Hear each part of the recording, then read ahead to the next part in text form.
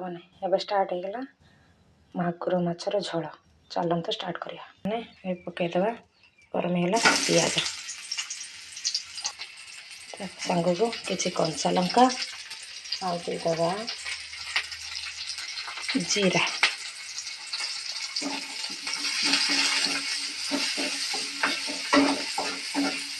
ଭଲକିନା ହେଇଗଲା ପରେ ଦେଇଦେବା ରସୁଣ ଆଉ ଅଦା ପେଷ୍ଟ।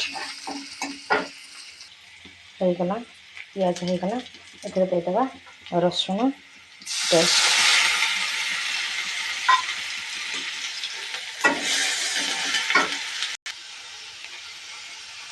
ଆଉ ମସଲାର ଟେଷ୍ଟ ବଢ଼ିବା ପାଇଁ କିଛି ଲୁଣ ଦେଇଦେବା, ଆଉ ସେଥିରେ ଗୁଣ୍ଡ ଲଙ୍କା ଆଉ ହଳଦୀ ଗୁଣ୍ଡ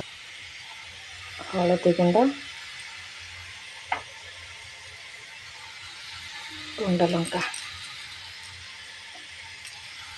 ଭଲ ଭାବରେ ତାପରେ ଦେଇଦେବା ଟମାଟୋ। ଏଇଟା ଭଲ ଭାବରେ ସତରେ ସାଙ୍ଗମାନେ କହିବେ ଗାଉଲି ଖାଦ୍ୟ କାହାକୁ ବେଶୀ ପସନ୍ଦ କମେଣ୍ଟରେ ଜଣାଇବେ।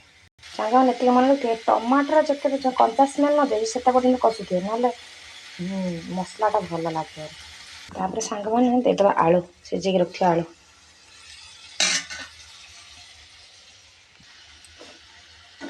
ଭଲ ଭାବରେ କଷିଦେବା ଆଳୁକୁ।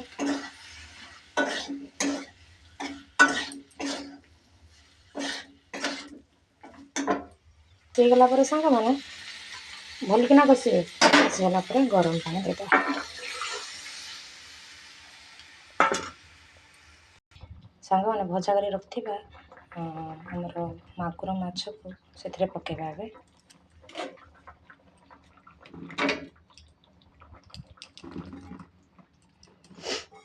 ତା ସହିତ ଦେବା ଗୋଟେ, ଏଇଟା କ'ଣ କହିଲେ କିଏ କହିପାରିବ, ଇଏ ହେଉଛି ସୋରିଷର ପେଷ୍ଟ। ତା ଉପର ପାଣିଟାକୁ ଦେବେ, ତଳ ପାଣି ତା ଚୋପା ଅଛି, ସେ ଚୋପାଟାକୁ ଦେବେନି ଟୋଟାଲି। ଦେଖୁଛନ୍ତି ସାଙ୍ଗମାନେ ତରକାରୀର କଲର୍ କିପରି କେତେ ସୁନ୍ଦର ଦେଖାଯାଉଛି।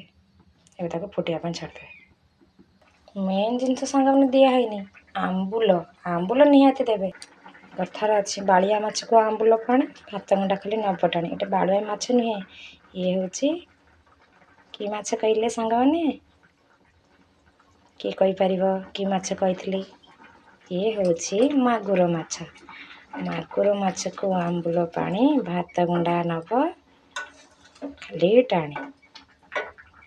ଓହ୍ଲେଇଲା ପରେ ଆପଣଙ୍କୁ ଜଣାଇବି। ସାଙ୍ଗମାନେ ଫାଇନାଲି ଆପଣଙ୍କୁ ଦେଖାଉଛି ତରକାରୀ କିପରି ହୋଇଛି। ଦେଖନ୍ତୁ ସାଙ୍ଗମାନେ ବହୁତ ସୁନ୍ଦର ହେଇଛି। ଖାଲି ଓହ୍ଲେଇବ ଆଉ ଭାତ ଖାଇବ। ରଖୁଛି ସାଙ୍ଗମାନେ, ଜୟ ଜଗନ୍ନାଥ, ନମସ୍କାର।